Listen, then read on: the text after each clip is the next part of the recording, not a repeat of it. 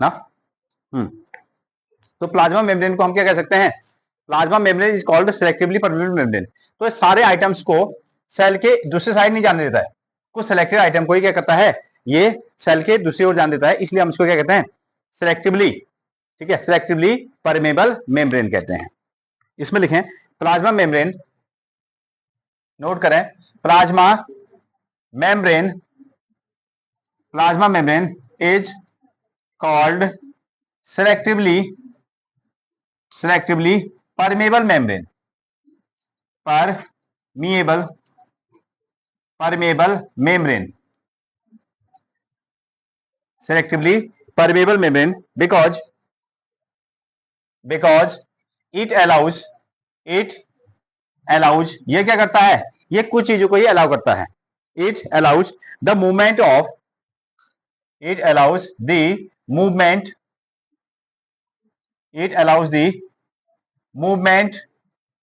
of only selected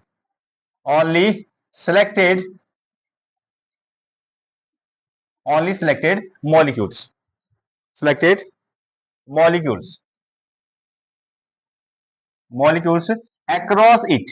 across it। तो सभी item को ये आर पार नहीं जाने देगा, कुछ जो सिलेक्टेड चीजें होंगी उनको ही वो पार जाने देगा। इसलिए हम जो प्लाज्मा मेम्ब्रेन है उसको क्या कहते हैं, इसमें कि आप प्लाज्मा मेम्ब्रेन को डिफाइन करो, सेल वॉल को डिफाइन करो। नेक्स्ट पॉइंट इज, ये है आपका सेल वॉल। तो मेम्ब्रेन को एक तरीके से जो प्रोटेक्ट कर रहा है वो क्या हो गया, आपका सेल वॉल हो गया। इसमें लिखें, हाँ, इसमें लिखो प्लाज्मा मेम्ब्रेन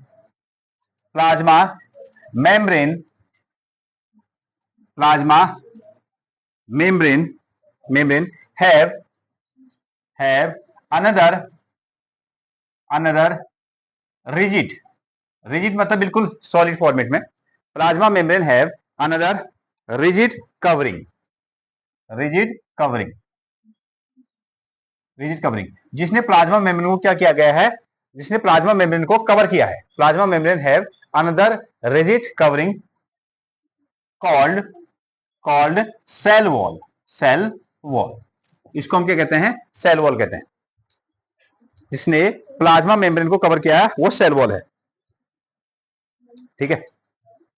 अगेन, हाँ, इट इज, ठीक है, इट इज लाइज, ऐसा कर दो, it is lies outside the membrane, it is lies outside the plasma membrane, it is lies outside the plasma membrane. ये प्लाज्मा मेम्ब्रेन की क्या है, बाहर पर लाई करता है, उसको कवर करता है, एक तरीके से आप ऐसा कह सकते हो, ठीक है। हाँ, इन प्लांट सेल, अगला पॉइंट, इन प्लांट सेल्स, अगर हम प्लांट सेल की बात करें ना, cell wall is made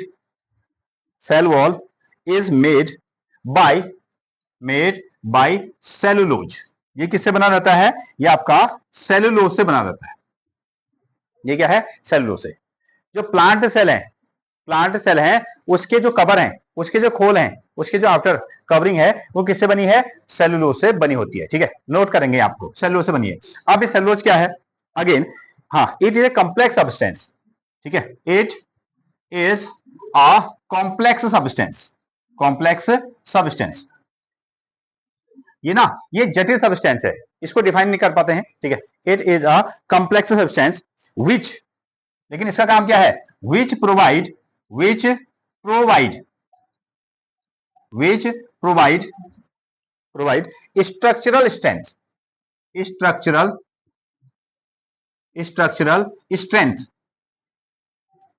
structural strength to the plants, ठीक है, टू प्लांट्स। तो ये प्लांट्स को क्या कर रहा है, एक तरीके से स्ट्रक्चर प्रदान करता है। सिंपली वॉल से आपको समझ में आता है, सेल वॉल ना।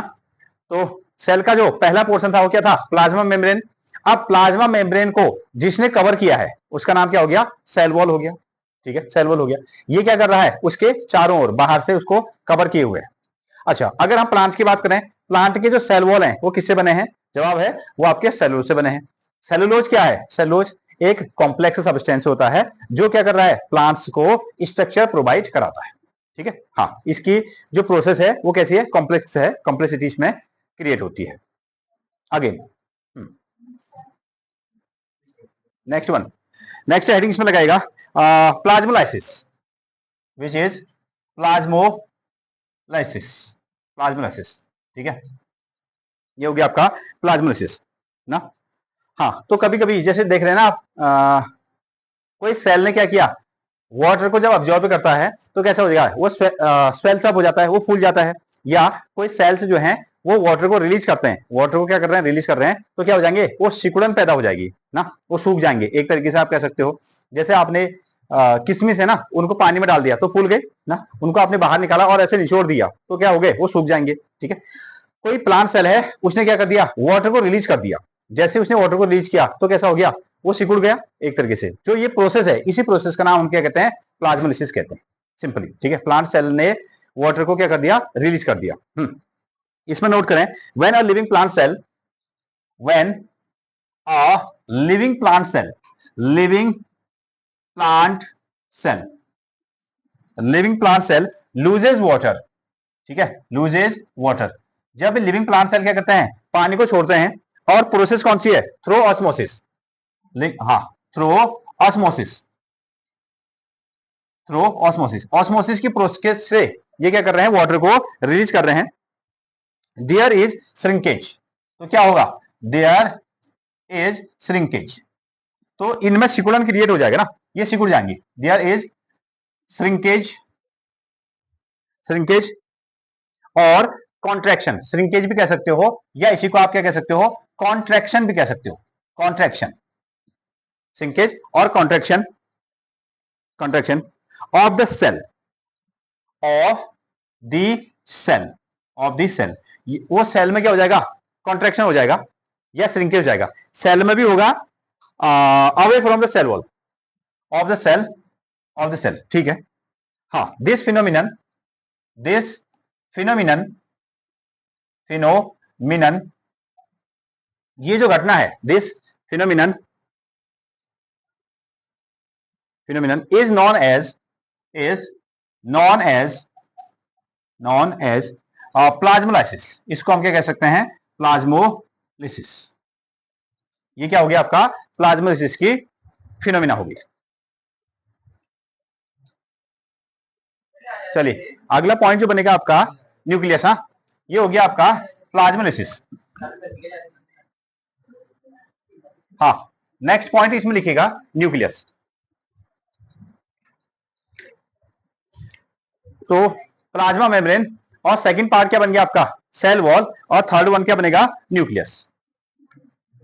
न्यूक्लियस, तो जैसे ना कोई भी एटम है, उसका एक सेंटर है, ठीक है, न्यूक्लियस, सॉरी, कोई भी एक एटम है और उसके पास में क्या है, एक सेंटर है, उस सेंटर पॉइंट को हम क्या कह सकते हैं, न्यूक्लियस कहते हैं। उसी तरीके से कोई भी जो सेल है, उस सेल के पास में भी एक सेंट्रल पॉइंट होगा, और उस पॉइंट को हमने क्या नाम दे दिया, न्यूक्लियस नाम दे दिया।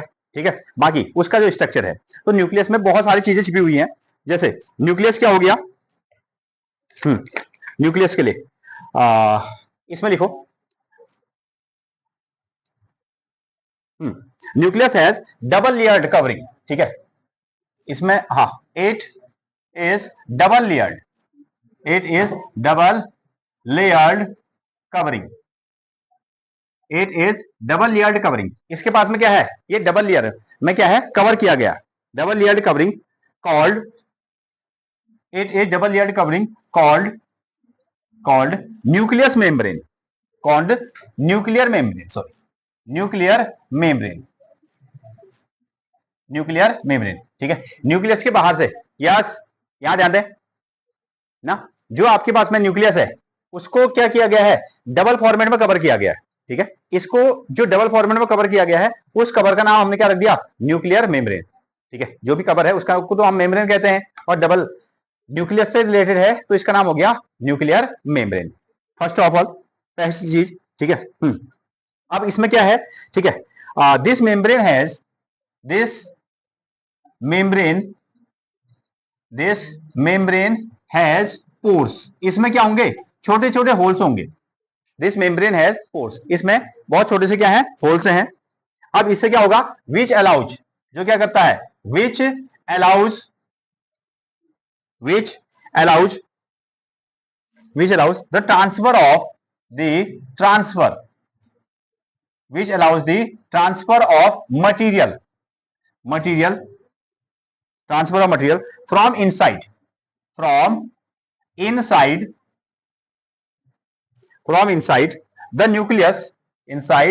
the nucleus to the outside।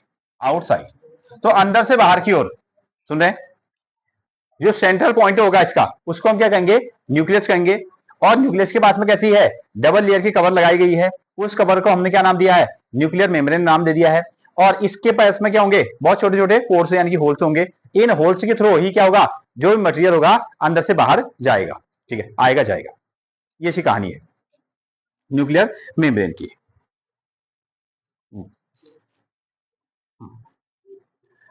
Again तो बहुत सारी इंफॉर्मेशन न्यूक्लियस के पास में रहेगी। आगे इसमें लिखिए ना, द न्यूक्लियस कंटेन्स, हाँ, द न्यूक्लियस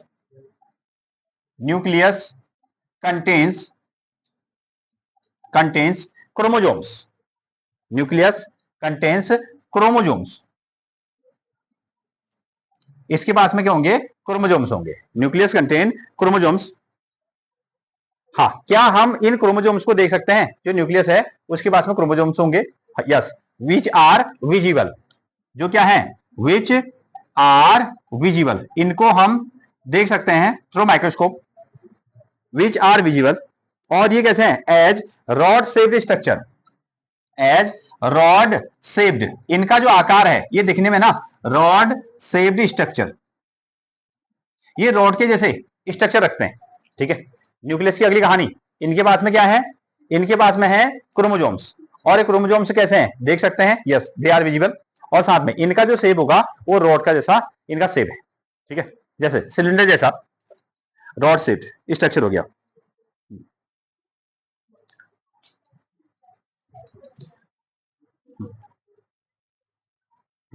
और ये क्रोमोजोम्स जो हैं अगेन, ठीक है, क्रोमोजोम्स कंटेन इंफॉर्मेशन। इसके बाद chromosomes, again chromosomes contains information.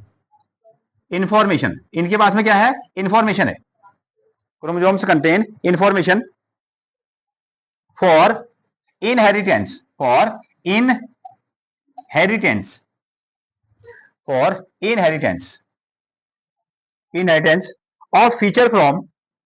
of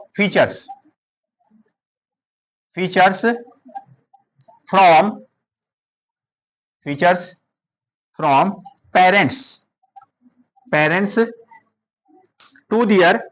to next generation, parents to their children's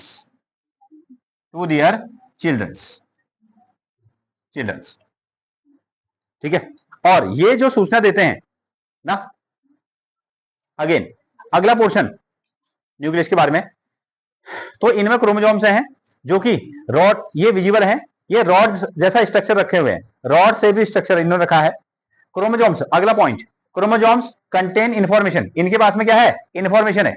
इनके पास में इंफॉर्मेशन है फॉर द इनहेरिटेंस, मतलब कि एक जनरेशन टू दूसरी जनरेशन, इनहेरिटेंस, पीढ़ी दर पीढ़ी, ऐसा नहीं कहते, 1 to second generation, inheritance of feature of from parents, यानी कि हमको कुछ चीजें पेरेंट्स से क्या मिलती हैं? बच्चों को पेरेंट्स से कुछ चीजें मिल जाती हैं ना। जैसे आप देखते हैं कि आप लोग कहते भी हैं आप लोग को कि आप क्या उनके लड़के हैं या उनकी लड़कियां हैं, ऐसा बता देते हैं ना। उनके पापा की शक्ल इसके साथ मिल रही है ना, नाक मम्मी के साथ मिल रही है, या इसके दांत जो है इनके दादाजी के जैसे हैं, और खोपड़ी जो है उनके नाना जी की जैसी है, बड़ी वाली खोपड़ी, छोटी वाली खोपड़ी, यही तो कहते हैं। ठीक है, ऐसा आप सुनते ही हैं। ठीक है, और ये सभी तो सुने, क्रोमोजोम्स के पास ही इंफॉर्मेशन है जो आपके पास में जनरेशन टू जनरेशन है, वो क्रोमोजोम से क्या है, एक जनरेशन से दूसरी जनरेशन में इस इंफॉर्मेशन को ले जाने का काम करते हैं। लेकिन ये याद ध्यान दो, लेकिन किस फॉर्मेट में, इन द फॉर्म ऑफ डीएनए। ठीक है, ये क्रोमोजोम से जो इंफॉर्मेशन ले जा रहे हैं वो किस फॉर्मेट में ले जा रहे हैं, वो डीएनए के फॉर्मेट में ले जा रहे हैं। आगे इसको बढ़ाइएगा, in the form of, in the form of DNA, in the form of DNA.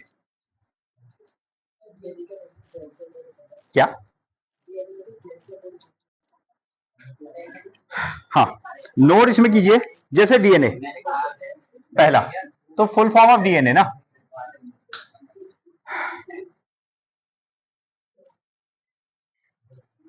ये हो गया आपका deoxyribo, deoxy, which is deoxy, deoxy ribo nucleic acid, nucleic acid, deoxyribo nucleic acid, ये इसका फुल फॉर्म रहेगा, डीऑक्सीराइबो न्यूक्लिक एसिड ना। हाँ, एक पॉइंट। दूसरा इसमें लिखिए जीन्स, जीन्स, जीन्स। तो जीन्स क्या है, the functional segment of DNA, the functional unit of DNA, functional unit of DNA is called jeans. इनको हम क्या कहते हैं, जीन्स कहते हैं, जो डीएनए के लिए काम करते हैं। ठीक है, the functional unit of DNA is called genes, उनको हम जीन्स कह रहे हैं, which is named as jeans.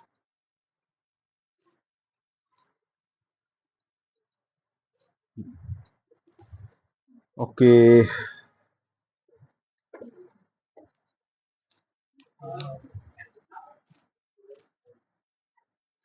So difference between prokaryotic cells और यूकार्योटिक सेल्स, बुक में आपको गिवन है, जैसे यहां आप लिख सकते हैं प्रोकार्योटिक सेल्स, और दूसरा हो जाएगा आपका eukaryotic, eukaryotic cells, prokaryotic cells और यूकार्योटिक सेल्स। हाँ, इसमें नंबर 1, ठीक है, its nuclear region, its nuclear region, its nuclear region is undefined, is undefined, undefined. इसका जो न्यूक्लियर रीजन है वो क्या है, वो डिफाइंड नहीं है। Its nuclear region is undefined to the absence of, to the absence,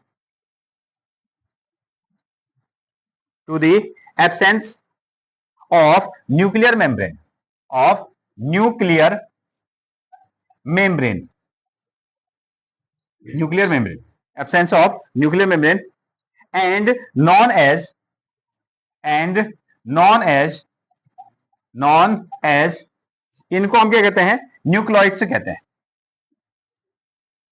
and known as nucleoids,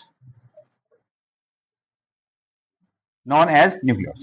ठीक है, ध्यान दें इसमें ना, इसका जो न्यूक्लियर रीजन है, कहां पर को इसका न्यूक्लियस है वो डिफाइंड नहीं है, its nuclear region is undefined. इसका जो न्यूक्लियस है ना उसका पता नहीं है, क्यों, क्योंकि इसके पास में to the absence of nuclear membrane, इसकी बाहर की कवर ही नहीं है, इसकी बाहर की कवर नहीं है, तो इसका न्यूक्लियर रीजन डिफाइंड नहीं है। ठीक है, और इन चीजों को हम क्या कहते हैं, न्यूक्लियोइड्स कहते हैं, न्यूक्लियॉइड्स। ठीक है, ये बेसिक अंतर है इन दोनों के बीच में।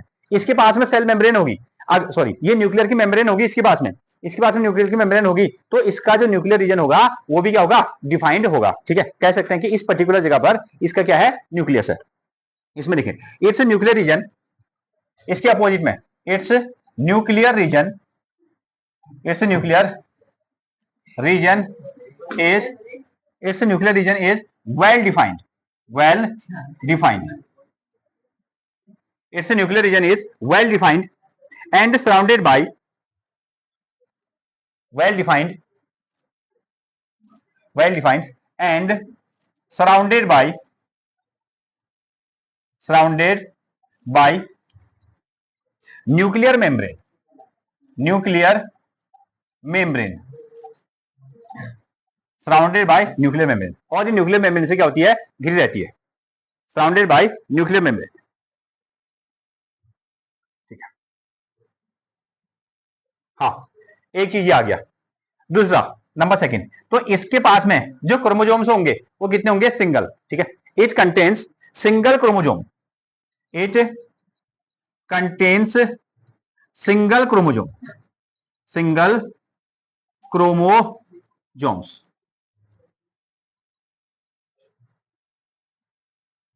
इट कंटेन्स सिंगल क्रोमोजोम्स,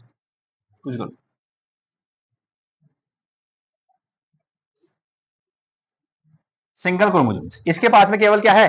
एक ही क्रोमोजोम है। और इसके पास में क्या है? हाँ, नंबर सेकंड, इसमें नंबर वन। ठीक है, it contains more than one chromosomes, chromosomes. इसके पास में एक से ज्यादा क्रोमोजोम्स होंगे। पहले वाले के पास में क्या होंगे? सिंगल क्रोमोजोम होंगे, और दूसरे वाले के पास में क्या होंगे? एक से ज्यादा क्रोमोजोम होने वाले हैं।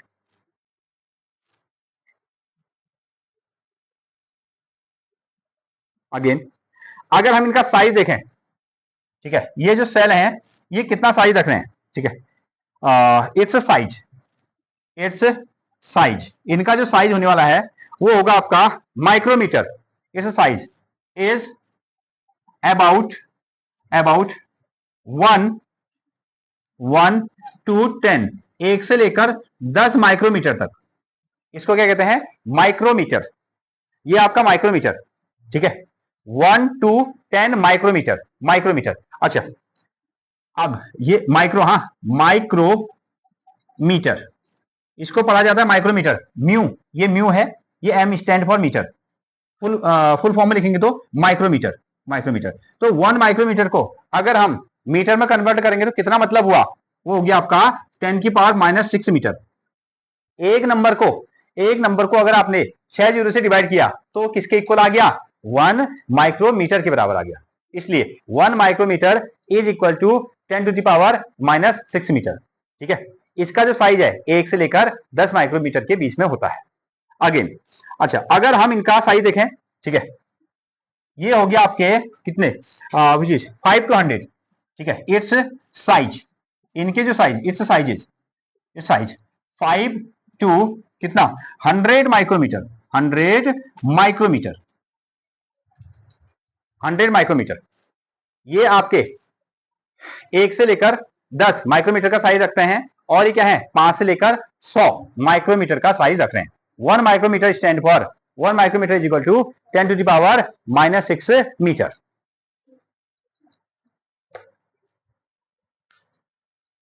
ना। ये आपके एग्जाम में आ जाता है कि आप इनको डिफाइन कीजिए।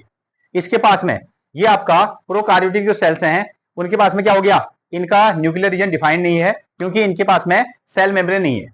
इनका न्यूक्लियर रीजन क्या है? अच्छी तरह से डिफाइंड है, क्योंकि इनके पास में क्या है? बाहर की सेल मेम्ब्रेन यानी कि कवर है। एक चीज,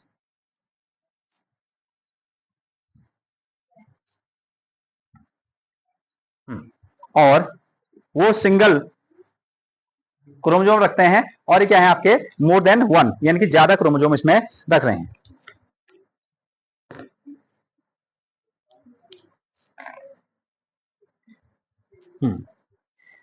again, next one, membrane bound cell, number 3 4। इसमें लिखिए membrane, membrane bound cell, bound cell organelles, organelles, membrane bound cell organelles absent, absent. ठीक है, अब इसके पास में ना मेम्ब्रेन ही नहीं है, तो अगर उसके पास में बाहर की मेम्ब्रेन नहीं है तो उसको कवर करने वाला जो ऑर्गेनेल्स है वो भी क्या होंगे? नहीं होंगे। तो मेम्ब्रेन बाउंड सेल ऑर्गेनेल्स क्या है? इसमें एब्सेंट है ना, बाहर का कवर नहीं है, तो उसके कवर करने के लिए ये कवर भी क्या है? इसमें एब्सेंट हो गया। और यहां हो गया ना, हाँ, membrane bound cell organelles, it contains, it contains, it contains membrane bound cell, membrane, membrane bound cell, इसके पास में क्या होगा, मेम्ब्रेन को बाउंड करने वाली सेल है, मेम्ब्रेन को बाउंड करने वाली,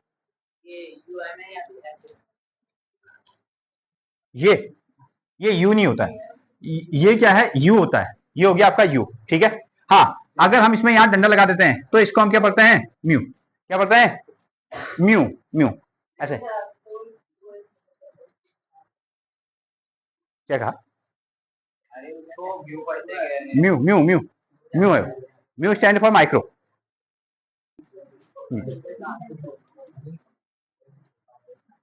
ठीक है, नेक्स्ट पॉइंट इसमें लिखिएगा साइटोप्लाज्म।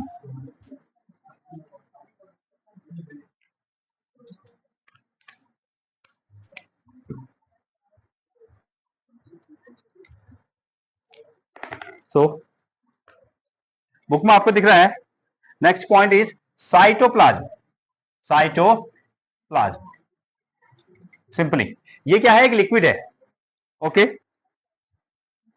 जो प्लाज्मा मेम्ब्रेन के अंदर में, ध्यान दें, प्लाज्मा मेम्ब्रेन के अंदर में इनसाइड में जो लिक्विड है उसको हम क्या कहते हैं, साइटोप्लाज्म कहते हैं। प्लाज्मा मेम्ब्रेन के अंदर में लिक्विड को हम क्या कहते हैं, साइटोप्लाज्म। लिखें, cytoplasm is the fluid, the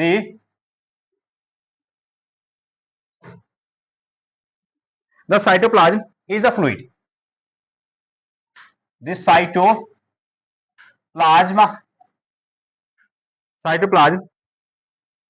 is the fluid, ये क्या है, एक तरीके का फ्लूइड है, fluid content inside, content contained inside the plasma membrane, contained inside the plasma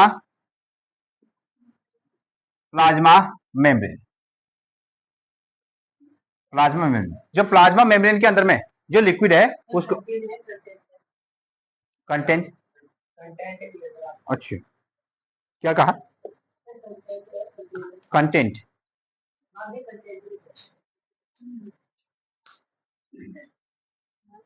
content, ठीक ही है, यही लिखना है, ठीक है। हाँ, plasma membrane, okay, it also contain many specialize, हाँ, it also contains many many, ठीक है, special cell organelles, special special cell organelles, cell organelles, इसके पास में ना बहुत सारे स्पेशल सेल ऑर्गेनेल्स भी होंगे, सेल ऑर्गेनेल्स, सेल ऑर्गेनेल्स, ठीक है, these special, these organelles, these organelles perform special function, special functions, special functions, simply, ठीक है। साइटोप्लाज्म क्या है, जो प्लाज्मा मेम्ब्रेन है उसके अंदर के जो लिक्विड है उसको हम क्या कहते हैं, साइटोप्लाज्म, सिंपली। और इसके पास में बहुत सारे सेल ऑर्गेनेल्स भी होंगे, इसके अंदर में बहुत सारे सेल ऑर्गेनेल हैं, वो क्या कर रहे हैं, सेल के लिए अलग अलग काम कर रहे हैं। अगर एक स्पेशल सेल ऑर्गेनेल्स हैं तो ये these cell organelles perform special function, अलग अलग स्पेशल काम करने वाले सेल ऑर्गेनेल यहाँ आपको पाए जाएंगे, ये इसका मतलब है। ये होगा आपका प्रोकार्योटिक सेल ना,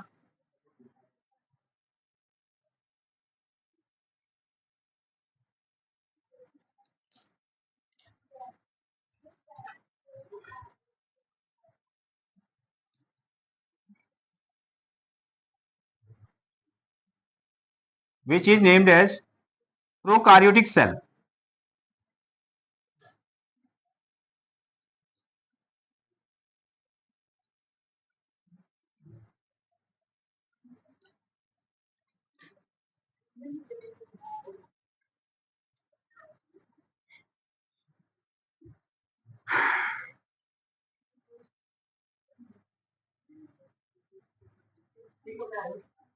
प्रोकार्योटिक सेल है।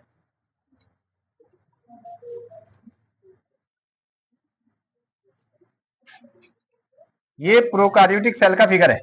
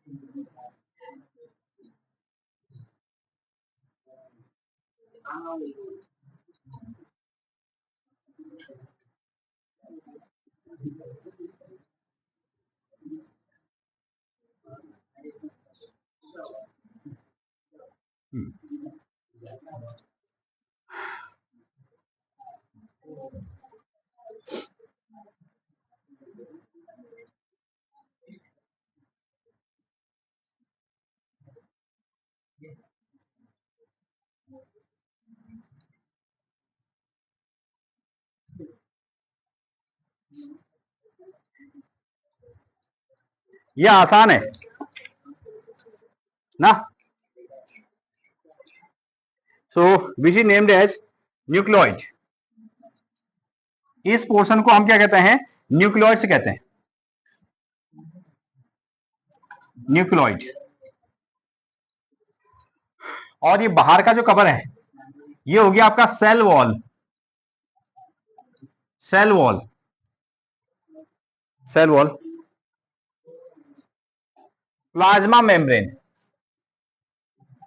प्लाज्मा मेम्ब्रेन, एक राइबोसोम्स, राइबोसोम्स।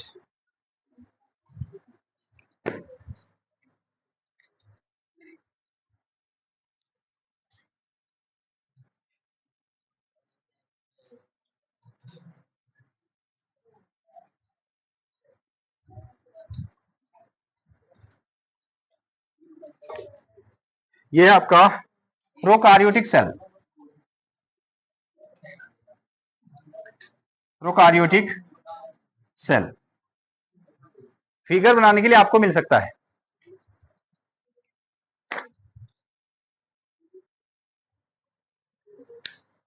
तो इनके पास में